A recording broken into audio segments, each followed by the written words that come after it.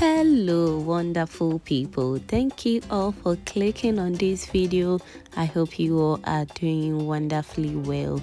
Today I'm going to prepare how to make authentic Kenkey. Just look at how soft this Kenkey looks, and this is one of Ghanaian's favorite street food. So if you haven't subscribed to my channel yet, what are you waiting for?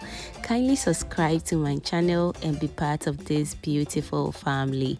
Let's get started. To start with, I'm going to need my fermented cornmeal, and I'm using a ratio of 2:4. And I'm gonna use these 2 equal parts of cornmeal for the aflata, which is the banku part of this Kenkey. And I'm going to mix these 4 equal parts of cornmeal after I am done with the aflata. But before we start with the Kenkey, we're going to need some corn husk. And this corn husk looks very dirty. Yes, this is what we're going to mold our Kenkey in it to cook. And we want to enjoy this Kenkey very well, so we need to wash this corn husk for about 3 to 4 times to get rid of any dirt out from it. So now let's start washing our corn husk. And to my returning subscribers and new babies right here, you guys are too much. High five to everyone. Thank you for liking my video, sharing, commenting. Fam, your baby girl is truly grateful. And if you haven't turned on the post notification bell, baby, what are you waiting for? Kindly do turn it on and be among the first person to be notified anytime I post a new video. Thank you so much for doing that. And this is the 4th time of washing this corn husks, and it's looking all clean now, as you can see. So now I'm going to add in a lot of water to soak this corn husks for it to become very soft for about 30 to 1 hour, because we want a very soft corn husk so we can attach it to our dough very well. So let's set this aside. Alright, so next in our cooking pot, I'm going to add in 2 portions of the cornmeal, add in 3 cups of water, and go in with your hand or your spatula and mix this very well until everything is nice and well dissolved. And so the amount of water you add to this depends on how you want your Kenkey to be. I really want soft Kenkey. Just look at the consistency right now. So I'm going to go in with salt and make sure to add in enough salt, because after cooking this aflata, you're not going to add in any salt again. Mix it all together very nicely and put this on your stove top and start cooking it. On a medium heat, I'm going to start by stirring my cornmeal. Make sure this is on low heat, guys.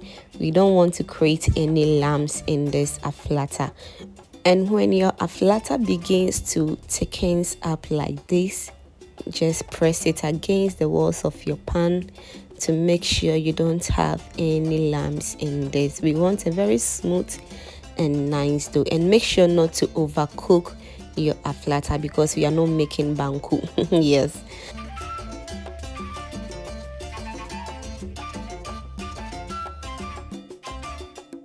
And if you haven't liked this video yet and you are still watching this video at this point, kindly do like this video for me, okay?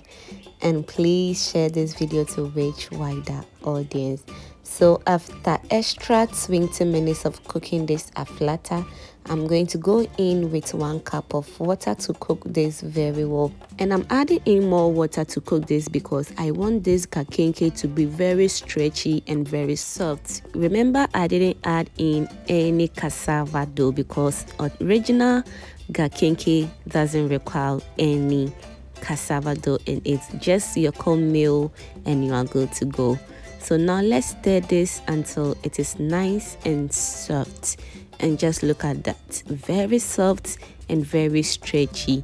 Alright, so now our aflata or our banku part is ready. So I'm going to set this aside and transfer this into a clean bowl, and we're going to add in the raw fermented corn dough to it. And after adding in your raw fermented corn dough, we're going to mix everything together using a spatula.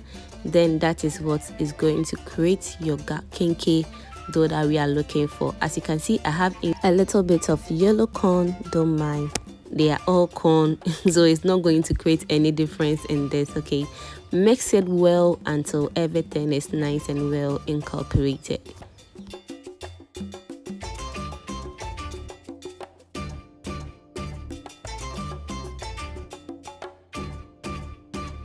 And just look at how stretchy and soft my kinky dough looks right now. So I'm going to smoothen the surface of the dough because at this point everything is nice and well mixed. And I'm going to go in with my hand. Make sure your hands are clean, guys. Scoop some of your dough and kind of throw and catch your dough as I am doing right now. Just play with your dough, okay, and make it round, and get some of your corn husks and place your dough in it. But at this point I realized, no, if this kinky is too small for your stomach, add in more. Wash your hands and place another corn husk and make sure there is no space around your kinky. Okay, so now let's squeeze the tail of the kinky as I am doing, and after it is very tight, look for a space and place the leftover hacks in it. And just look at that, very neat and very nice. So now let's repeat this one more time. You scoop in your dough or your kinky dough, then you kind of throw and cut your dough. Just play with your dough, okay?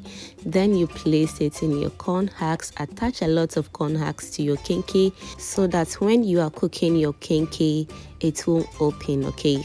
So now let's squeeze the tail of the kinky to make it very tight, and you find a space in your kinky, then you insert it in it. Simple and easy as that. And at this point my mom was helping me because it was about to rain. So sweet mom, thank you so much, okay? Alright, so after everything I'm going to go ahead and cook my kinky. So I'm going to place in some of the corn husks into my cooking pot. With this way it is going to prevent your kinky from burning, okay? So add in everything and add in hot water to make sure this cook very fast, because we're going to cook this for about 1 hour on high heat. Trust me, when you don't add in this hot water, it's going to take about 1 hour 30 minutes or even 2 hours to cook your kinky. So next I will be enjoying this kinky with some red chili pepper. So in my asanka I'm going to add in some chopped onions. To that I'm going to add in some pepper, and I'm going to grind until it is very, very smooth. And please, the pepper is always to your taste. Don't come after me because I'm using too much pepper. I love pepper very much, so if you don't want it, just omit it, okay? And use just 1 or 2 pepper, you are good to go. But if you think the pepper is too much for you, just add in some fresh tomatoes to reduce the hotness a little bit.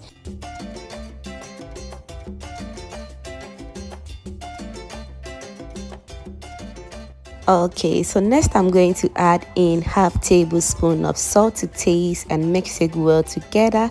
And I'm going to set this aside because at this point it is very smooth right now.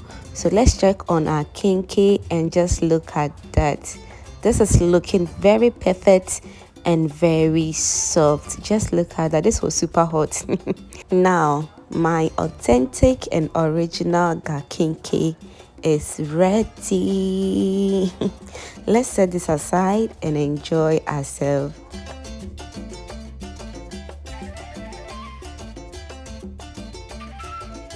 Now let's see how this kinky looks. Very, very soft and very delicious.